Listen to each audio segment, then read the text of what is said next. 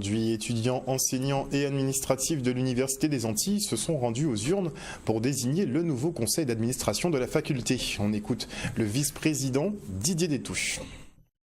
Les élections se déroulent très bien, donc il faut savoir qu'il y a trois types d'électeurs. Les électeurs usagers, donc ce sont les étudiants essentiellement, les électeurs du personnel administratif et puis les électeurs pour le corps enseignant.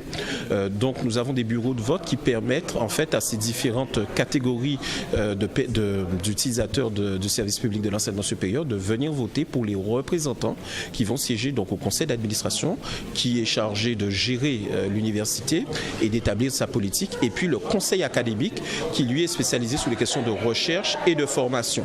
Donc nous allons renouveler les deux instances centrales de notre université qui vont pour 5 ans définir un petit peu la stratégie, la politique et bien évidemment permettre à l'université de fonctionner quasiment au quotidien. Les votants viennent tout simplement, ils choisissent parmi les listes, c'est un scrutin de liste en fait, et on va répartir les sièges en fonction des voix.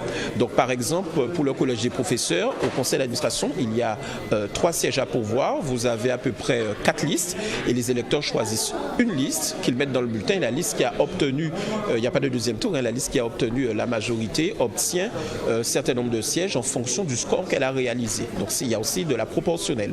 Et bien évidemment après nous avons donc nos 3 élus professeurs, nos 3 élus maîtres de conférence, nos 4 élus étudiants et nos 2 élus personnels administratifs. Les élections se déroulent sur les 2 pôles. Chaque pôle universitaire constitue un secteur électoral. Donc les gens qui sont sur le pôle Guadeloupe votent en Guadeloupe, les gens qui sont sur le pôle Martinique votent en Martinique. Donc 2 secteurs électoraux. Et dans chacun des secteurs électoraux, on choisit, on élit des représentants au sein de ces conseils. Et il faut savoir aussi qu'il y a parité de représentation entre les 2 pôles. Donc chaque pôle est représenté par un même nombre de personnes dans chaque conseil.